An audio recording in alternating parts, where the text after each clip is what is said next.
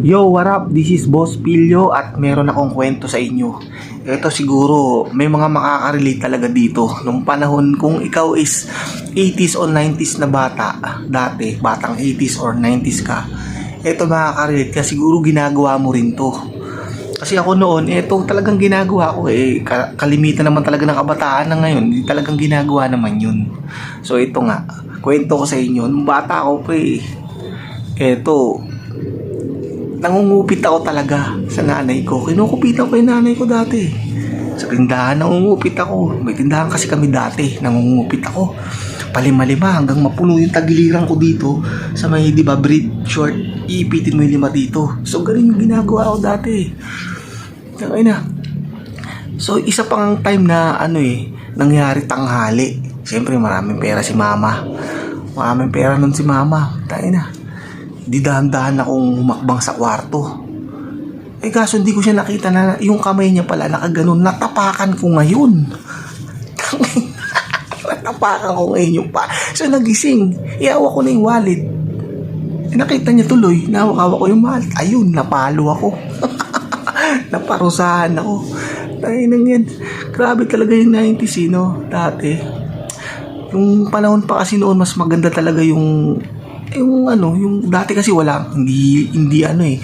hindi siya uso yung wifi pa dati, di ba? So, talagang kung batang 90s ka, for me, sa akin, sa sarili ko, mas gusto kong balikan yung noon, na yung nakaugalian ng mga bata, hanggang sa paggalang, kasi sa panahon ngayon, hindi ko naman sinasabing pangit na yung panahon ngayon, kumbaga, magkaiba kasi, di ba? Mapapatunayan mo naman yan sa isip mo kung ikaw nag-iisip ko na totoo yung sinasabi ko. Kasi kung batang 90s ka, alam mo yun, di ba?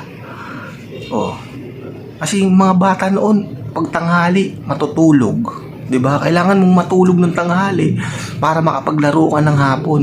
Kasi pag hindi ka natulog, may parusa ka. Ganyan kami noon. Tapos dyan, ayan yung hindi ka pwedeng umarte kung ano yung pagkain na hinain ng magulang mo sa hapagkainan nyo, dapat kainin mo yun. Ngayon, di ba, kalimitan kasi iba, sobrang lalakas na kumita ngayon. So, ibig sabihin, yung meron o may kaya, kapag sinabi ng anak nila na ayaw nila ng ganito, hindi nila kakainin, bibili sila ng ulam. Kasi kami noon, hindi ganun. Kung ano yung kung tuyo man yung hinain ng nanay mo, ng tatay mo, kakainin mo yun, kailangan mong kainin. So shout out sa mga batang ganun, kung sino yung nakaka-relate ng ganun. So yun lang naman, simpleng buhay. Tapos pag galing school, atat na atat ka ng umuwi kasi maglalaro ka ng text, jolen, kung ano yung uso, di ba? Napunta pa nga ako sa point na sobrang kalalaro ko maghapon kasi kami noon, may oras lang kami para maglaro, para mag-aral din. Ganun kasi yun noon. So, nangyari pa nga sa point na nasobrahan ako ng laro, nakalimutan ko yung oras na dapat pag-aaral ako. Yun. Yung text na hawak ko, yung panalo ko, gadangkal, alam mo ginawa ng mama ko? Ginupit yung sa gitna. Ginupit yung sa gitna. As in, walang natira. Kaya iyak ako ng iyak noon. Kasi panalo ko yun eh. Dalawang dangkal ba namang ganun, no? Napanalunan ko. Kaso nakalimutan ko yung oras ng pag-aaral. Kaya ayun yung parusa ko. Ganyan kasi noon. Ganyan yung mga dating ewan ko sa'yo kung mayaman ka dati pero kasi kahit mayaman noon, pumapaloob pa rin yung ganung klase ng pangyayari kung talagang ka. Kasi yan lang yung simpleng buhay. Dati nung panahon namin, kapag gumising ka ng maaga ng alas 6, napakasarap sa pakiramdam, grabe. Makikita mo yung paligid, yung mga damo, namamasa ng hamog. Yun, ngayon, nasa syudad ka na, yung mga dating bundok ngayon, alam mo, sinakop na ng subdivision. Naging nawala na yung ganda ng paligid. Yun yung mga namimiss ko dati talaga. Hanggang ngayon, namimiss ko yung ganong klase ng pagigising. Kaya nga, ako, pag may time ako, umaakit ako ng marilaki ng rides, maamoy ko lang yung nasusunog na bulok na dahon. Kasi dito sa hindi ka makakaamoy na ng ganun, bihira na. O sa dami ng puro istruktura na talaga dito sa natin, sa mundo natin. dito sa Pilipinas, lalo na sa Pilipinas, ganyan. So, kung ikaw batang 90s talaga, maalala mo yun. Mamimiss mo pa yun talaga sa totoo lang. Kasi yung bata ako, wala akong pinoproblema kundi pumasok lang, kumain, matulog. Ganun lang. Nung lumaki ka na, di ba?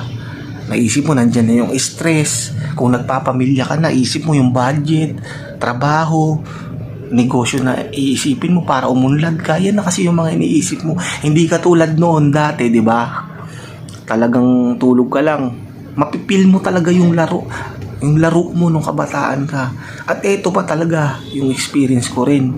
Dati, yung panahon namin, September pa lang yan, mararamdaman mo na yung Pasko. Oo, sa totoo lang. Dahil siguro, wala pang ganong kurakot sa natin, dito sa Pinas, di ba? Yung mga paninda, mga mura pa, hindi pa ganun kamahal.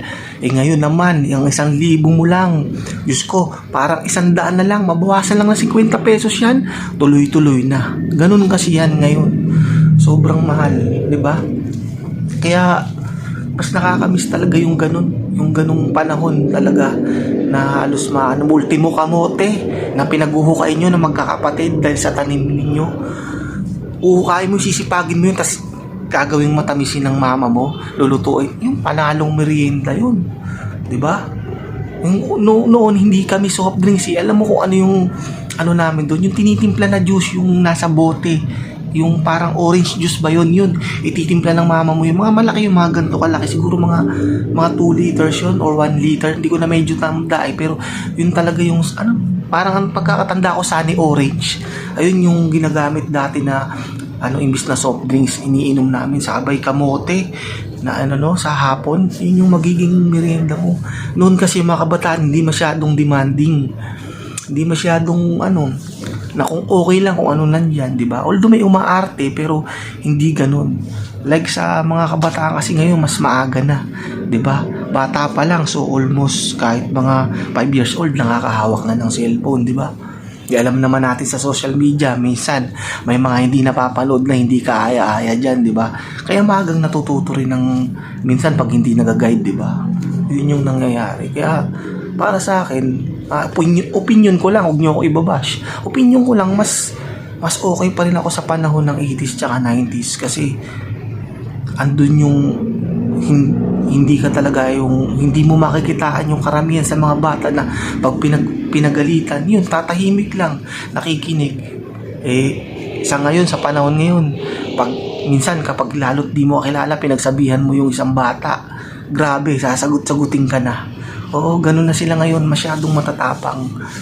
Yun yung mga na-experience. Kaya kung ako, dati talaga mas okay sa akin yung ganun. Di ba? Kaya, yun, naiisip ko yung panahon na yun. Yung mga batang 90s dyan, 80s, makaka-relate kayo sa mga sinabi ko. Kaya, minsan talaga mapapaisip ka diba? Dati gustong-gusto mong tumanda. Pero nung tumanda ka, dun ka malalaman yung napagod ka na. Diba? Nakakapagod. Mabuhay, paulit-ulit nagtatrabaho. Diba? Ganyan. Kasi kung wala kang pera dito, di ka mabubuhay. Di ba? Tama ako? So yun lang yung kwento ko. Parang na-miss ko lang kasi, di ba? Minsan lang naman ako mag-long form video dito sa YouTube ko. So, sa isang linggo, naglo-long form lang ako. Sisimulan ko ngayong taon ng February. So, 2 beses lang ako maglo-long form. Karamihan talaga, short videos lang. Comedy, relatable, lahat ng pwede, real talk, nakakatawa, since mga kalukuhan ko dito ko lang nilalabas. So yun lang. Kung bago ka sa channel ko, subscribe mo to kung nagustuhan mo.